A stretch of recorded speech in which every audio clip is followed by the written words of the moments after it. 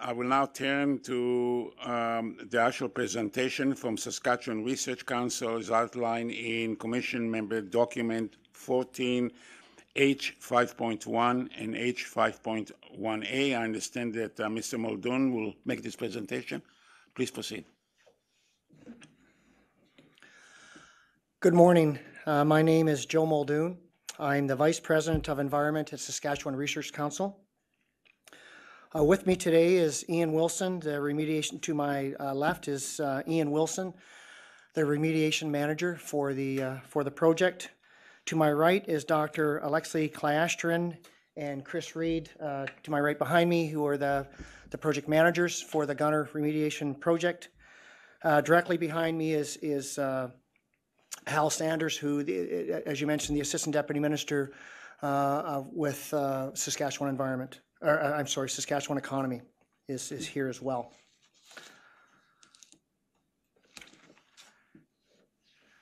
Saskatchewan Research Council, our objective today is to apply for a CNSC license to allow us to proceed forward with the management of the Gunnar remediation project.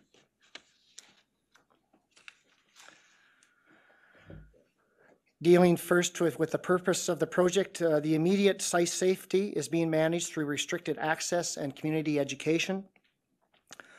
Longer-term hazards at Gunnar are being addressed in the context of 3 project objectives.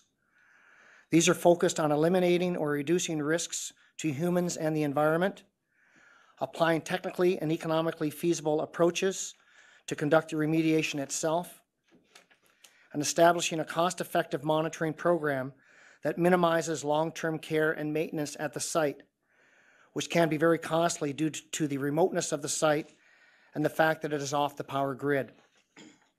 The Gunnar remediation project is funded 100% through public funds.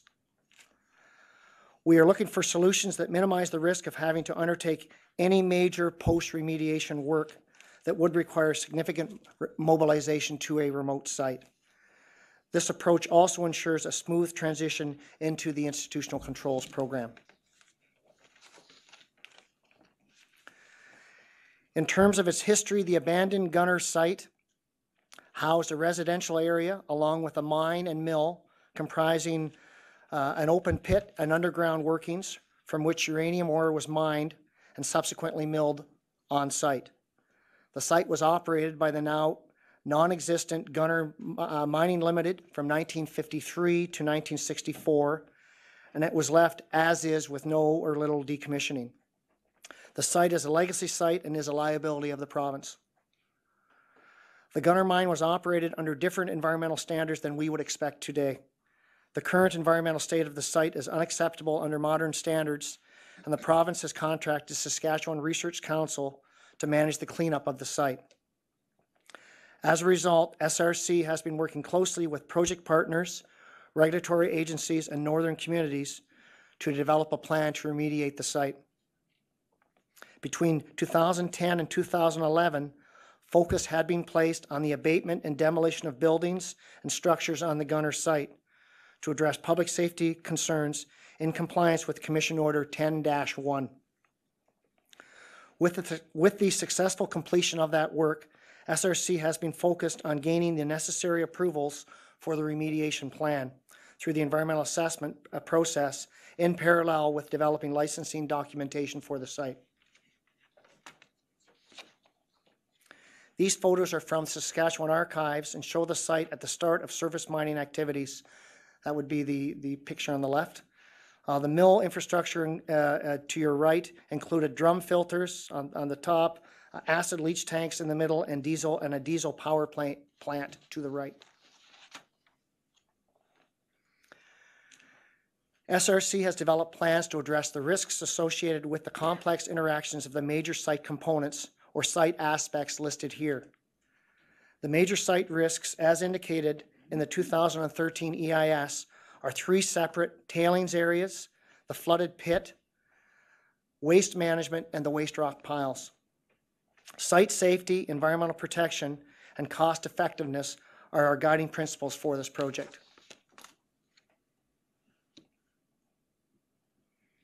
These images show the locations of the major human and ecological risks at the site. You can see the Langley Bay tailings, the Gunnar Central tailings, and the Gunnar Main tailings in the picture to your left. And it gives you an idea in terms of the mine site with the pit in the forefront of that picture. And they're labeled in the picture to the right.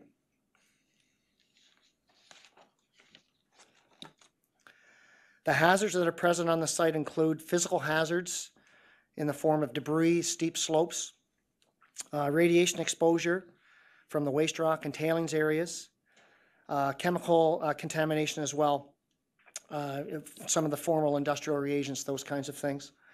There's also asbestos-containing materials, friable and non-friable, that were dealt with in 2010, but which are currently on site. The purpose of this project is to reduce the risks the site poses in its current state for the health and safety of the public and environment. Remedial planning has focused on a concise list of site aspects for major contaminant source and/or risk areas at the site, including the uranium tailings deposits, the open pit, and the waste rock piles.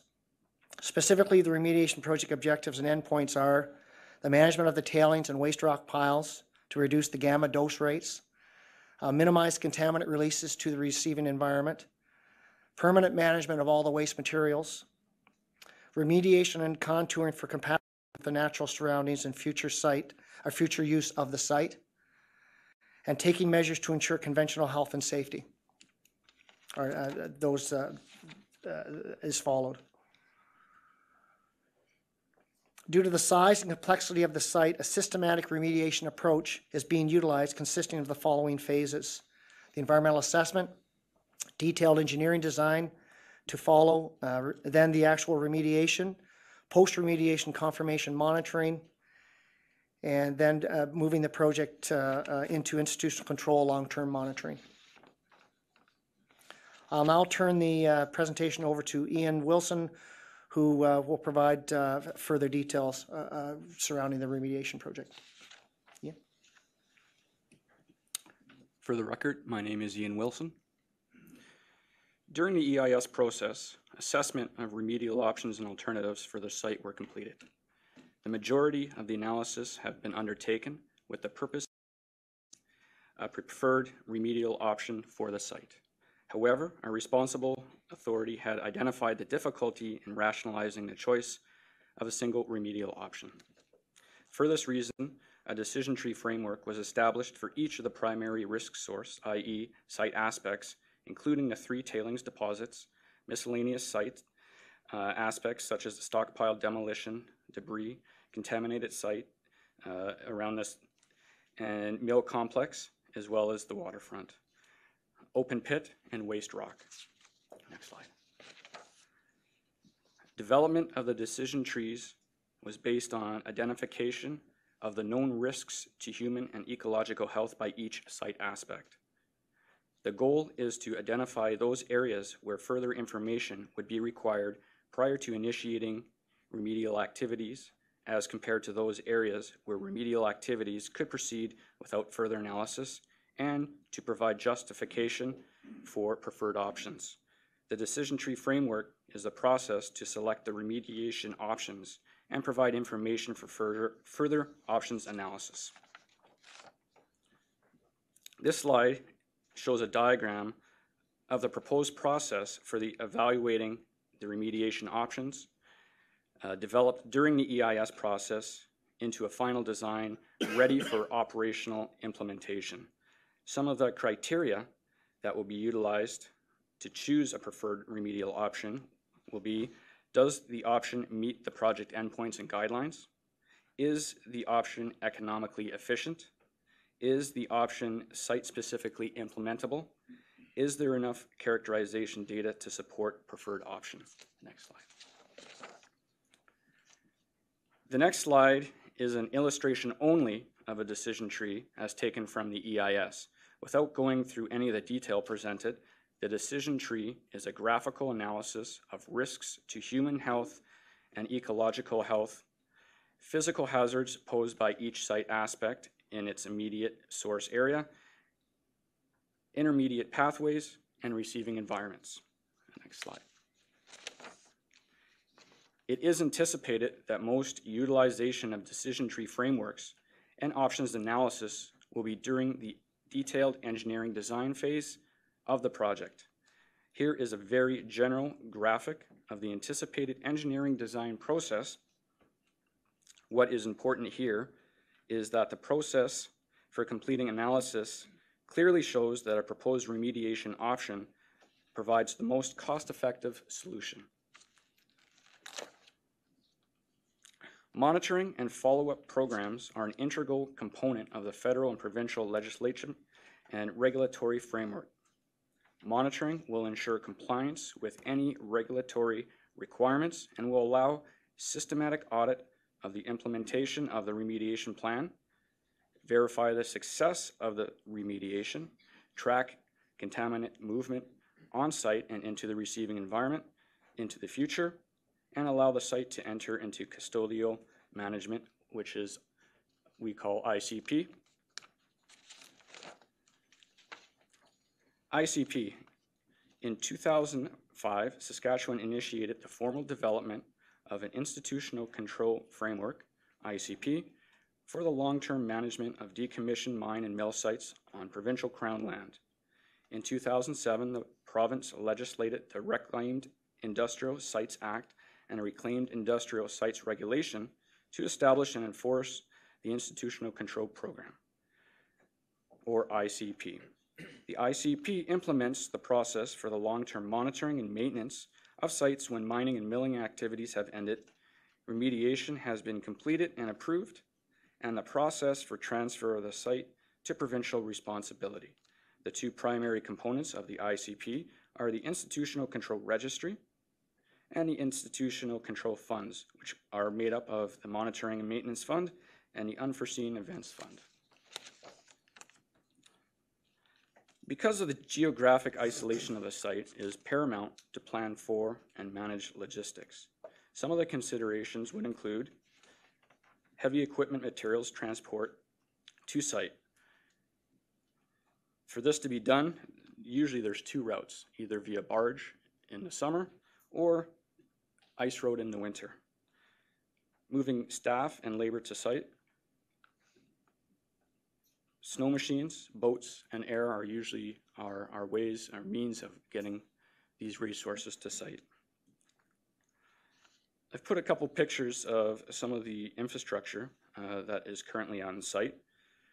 In the middle is the 85-person camp, which composed of modular sleeping trailers, 2 generators, a biodisc water treatment system, treatment plant holding, and laboratory trailer.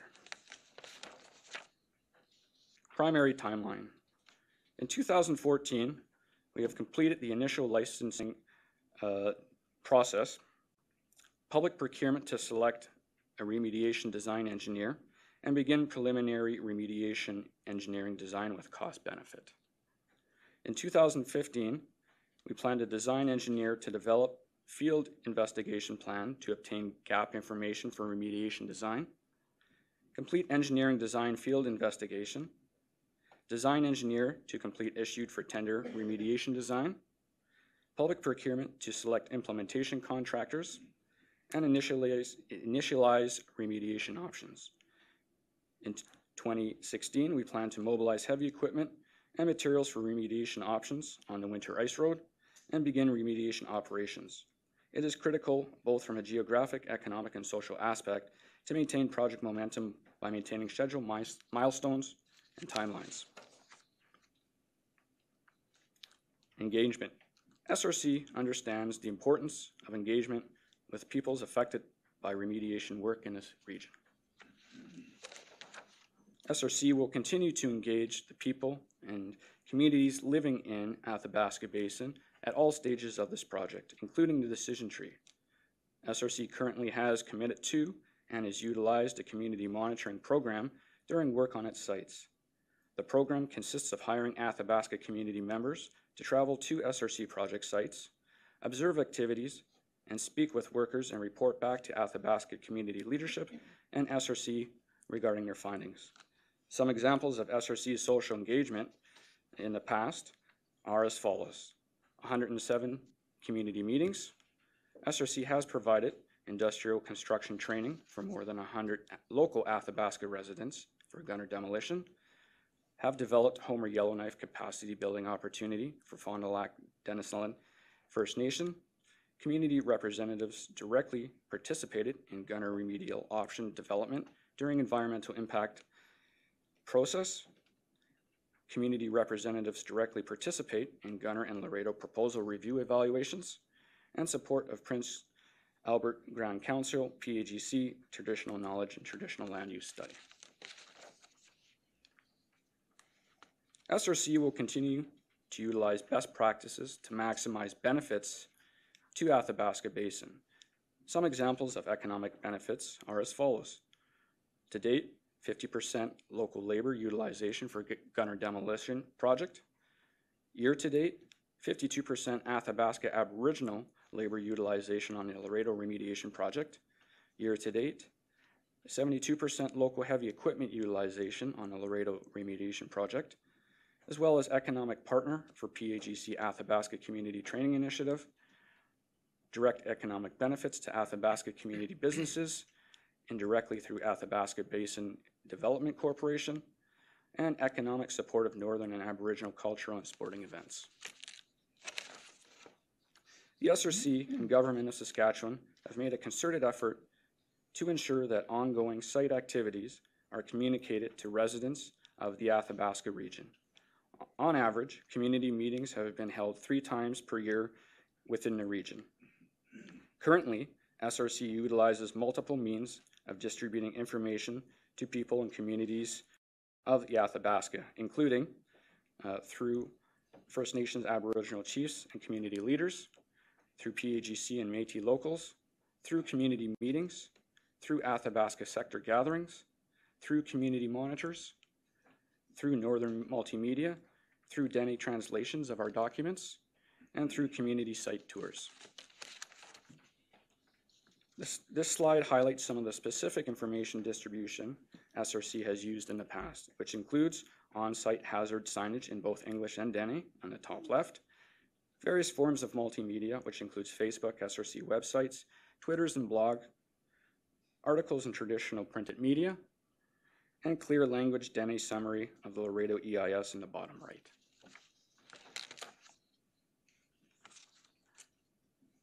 The management system is composed of programs that contain various plans that are specific to and coordinate how the work is going to be conducted on site. As part of its CNSC licensing commitment, SRC has developed a management system which consists of 5 major components: environmental protection, safety, training, quality, and communication. The purpose of the environmental protection program is to ensure the protection of the environment during all activities for the Gunnar site remediation project. This program governs the control of remediation activities, including the environmental management plan, the spill response plan, and the environmental monitoring plan. This program and plans will help ensure that the impact from planned activities and potential predicted events will be minimized. Occupational health and safety. The purpose of the Occupational Health and Safety program for the project is to provide site-specific guidance and metrics in support of SRC's corporate occupational health and safety policy and objectives. This program conforms to the Saskatchewan Occupational Health and Safety Act and regulations and includes the Radiation Protection Plan, the Site Security Plan, Emergency Plan, Wildfire Prevention and Preparedness Plan, the Emergency Medical Plan, and the Occupational Health and Safety Plan. Training Plan. The purpose of the training plan is to outline the process that SRC employs to train its employees and contractors for the project.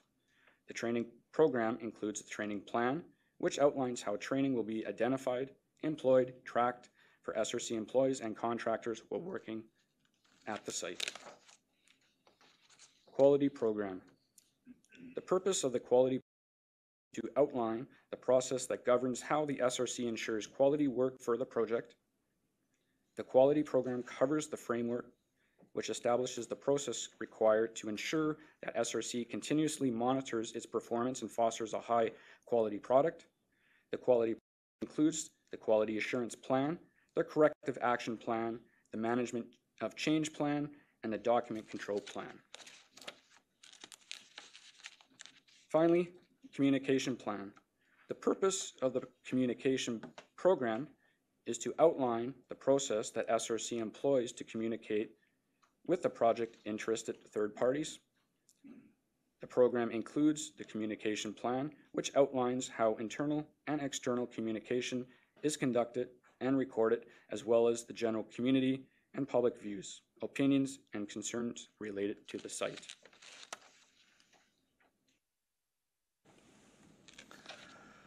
Joe Muldoon for the record. In conclusion, SRC is requesting a license phase 1 from Canadian Nuclear Safety Commission to proceed with remediation of the site. SRC has set an ambitious schedule to implement final assessment, engineering design, and remediation activities, and is anxious to get going when we can. Thank you. That concludes our presentation. Thank you.